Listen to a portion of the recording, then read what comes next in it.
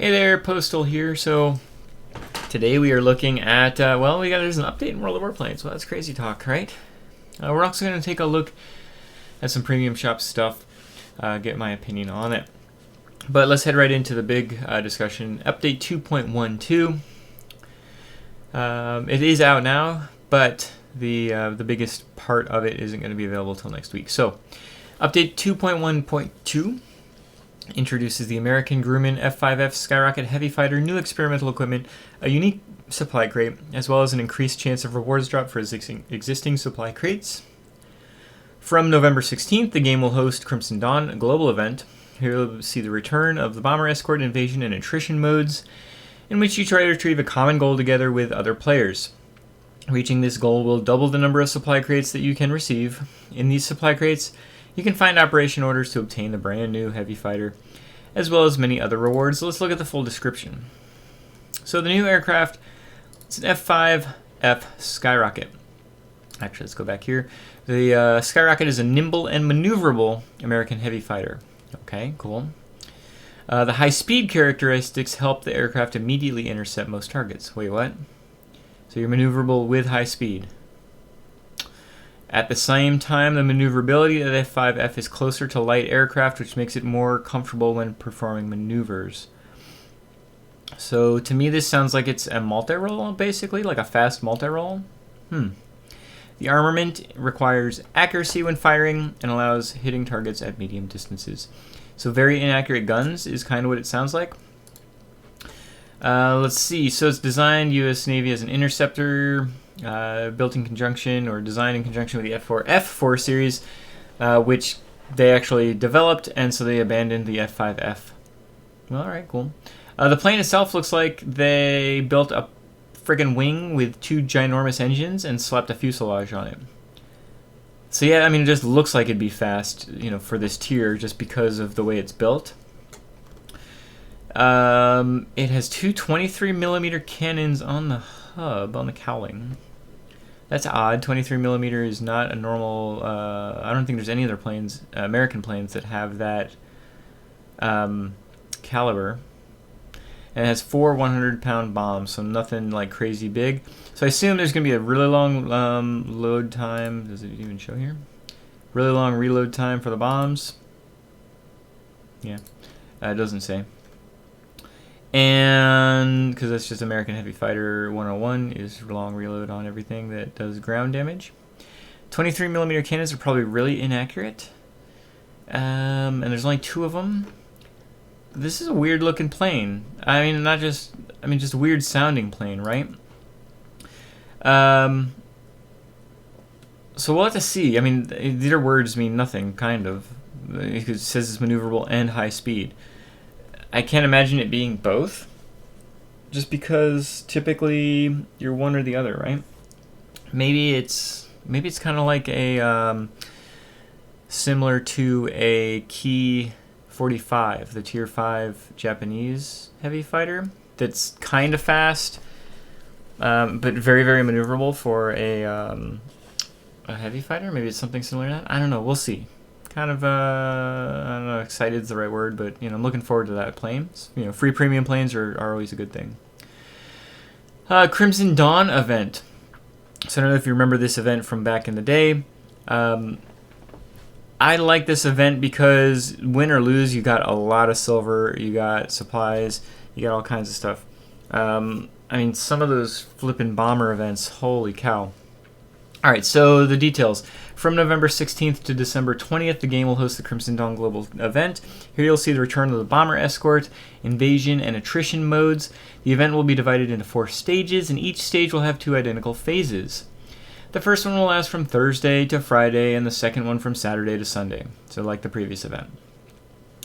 Upon executing personal missions, you will receive supply crates containing many valuable rewards, such as days of premium account gold, consumables, equipment, and the materials to enhance, as well as hangar slots, new experimental equipment, and of course the operations orders for a Grumman F5F Skyrocket, together with a unique decoration set. Holy crap, that's one sentence! Besides, each stage and phase will have a global goal that you will have to achieve in battles with other players. Reaching this goal will double the number of supply crates that you can receive, as long as you manage to make at least a minimum minimal contribution to the overall mission's progress. So log in and do a couple of battles and you're good. If not, do a lot of battles and help us get the double up. After the event's active stage is over, you will still have a couple of days to complete the operations missions and open supply crates. Cool. You can skip several operations or the whole chain by purchasing certificates in the premium shop. Of course, why not? Also, if the time of the operation's execution has expired, but not all the missions have been completed, you can resume their execution using tokens, which is cool because tokens are free. As long as you're able to earn them from daily missions, you're able to earn them from getting certain medals and things of that nature as well. Obviously, daily missions, you need at least one tier 8. And you need to not mind being a tier 1 through 4 for however many games you need to do to complete the missions. But yeah, cool, I suppose. So the Crimson Dawn event, I really enjoyed, win or lose, because there's just this money-making event is really what it is. So I know a lot of people would get frustrated because sometimes the bombers are relentless. So very often you're losing. I forget if you always lose as defense or always lose as offense. But the game wasn't very well calibrated as far as winning was concerned. But it was very well calibrated as far as earning everything was concerned. I had a game. Now, granted, I had premium time, and it was flying a premium plane. I was flying the XP-58. But I had a game that I lost where I earned 40,000 personal points and 800,000 silver. Wrap your brain around that, right? I had games that I won. That was obviously an outlier just because of the way the game landed up. But I mean, I had plenty of games that I had over 30,000 personal points. Plenty of games where I had over 500,000. Like every single game, I kind of expected to get to the point where I was expecting to make 500,000 credits. Again, I had premium time, and again, I'm fortunate enough to have a premium plane. But you can easily make a 250,000 silver every single match, win or lose.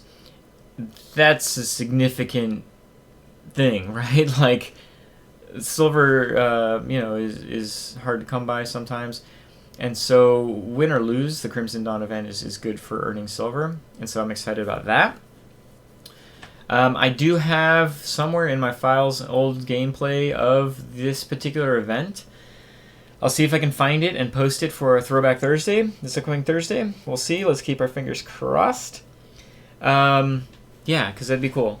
I was actually thinking about this event a few weeks ago. Going forward, so new equipment. There's 3 new types of experimental equipment. There's experimental turret armor protection, experimental polished skin, and experimental bolt carriers, EA. So that's good. That kind of equipment really gives extra boost to whatever equipment slot you put it in. As far as other is concerned, festive hanger dedicated to the game's anniversary will be added. Okay, cool. Festive emblem may be received during the anniversary special has been added. Cool, emblems are great. Increased chance for gold, days of premium account, and free XP to drop from all types of supply crates. I mean, there's nobody's going to argue with that. Great, every supply crate that I get or buy is going to have extra chance of getting all the good stuff that I want anyway. A special supply crate within the Crimson Dawn event has been added. Yeah, so there'll be a Crimson Dawn supply crate that'll be added for a while and then taken out in a while. There's updated information on the loading screen. Cool, I guess that's important enough to put on other. So yeah, I don't know, again, I'm not sure excited's the right word for this, but I'm looking forward to it. And now as far as the birthday bundles are concerned, I mean, I'm not overly excited about any of these, but we'll still go over them, and I'll give you reasons why I'm not overly excited. Red Machine, you're getting 3 premium Soviet planes and 7 unique supplies. The unique supply crates are going to be pretty good. I'm not sure this is worth $25, but that's really up to you. You get 3 hangar slots, you get the trained crew, you get some reasonably good premium planes. They're lower tier though, so there's only so much that you can earn from that. There's also a European bundle. If I was going to be getting a bundle, this is the bundle that I would be getting. The reason being is because it's European, you've got the flexibility to make these premium planes any nation and utilize them to build your pilots up on any nation, which is always nice. And you can change them too. So I mean, it could be German this week, they could be Soviet next week. You still get this the supply crates. It's still just $25. I mean, just with quotes around it. Yeah, they're slightly lower tier, but I mean, everything that's tier 5 and below is the low tier stuff. So whether it's tier 2 or tier 3, it's not, you're splitting hairs at that point, right? And then you've also got these bundles where you can purchase the special projects of Germany for ultimate equipment. So it's ultimate equipment. It's like over the top crazy good equipment, right? Both the German and the Soviet options have 10,000 gold and 5,000 gold, for $44 and $24 respectively. The German equipment is going to be gas-operated action. The Soviet equipment is going to be ultimate engine protection. Keep in mind, yeah, it might be Soviet, yeah, it might be German, but it can go on any plane. So, yeah, it just matters. Do you want gas-operated action or you want the armor?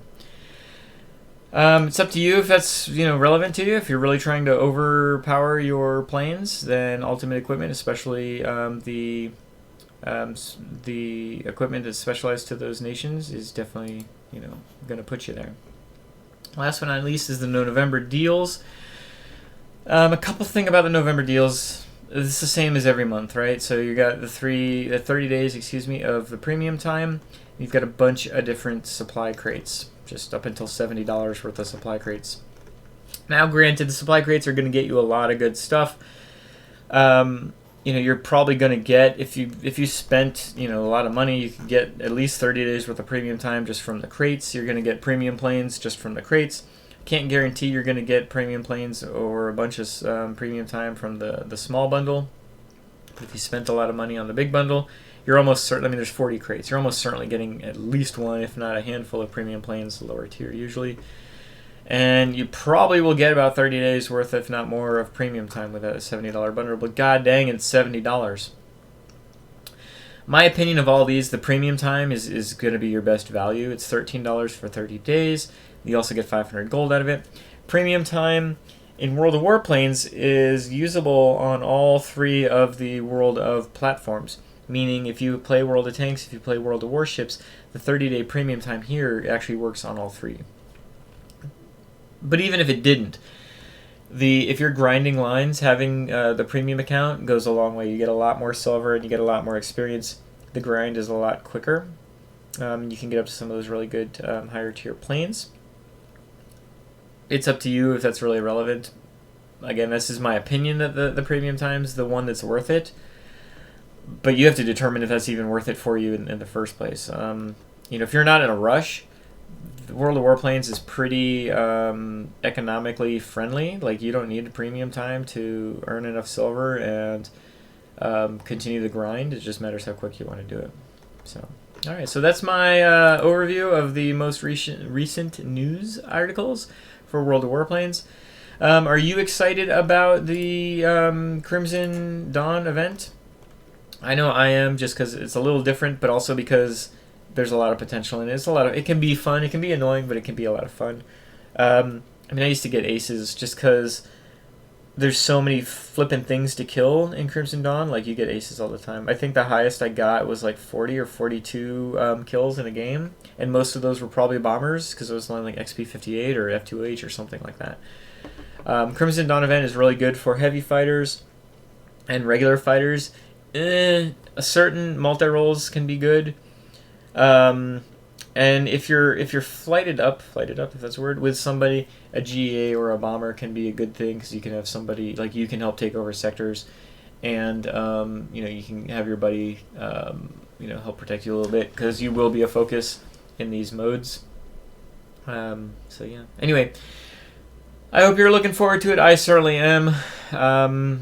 And I guess I'll see you out on the battlefield. Otherwise, I'll try to get that video posted of some way old Crimson Dawn events from however long ago. And we'll see if it gets you guys as hyped as I might be for this. Otherwise, have a great day. Bye.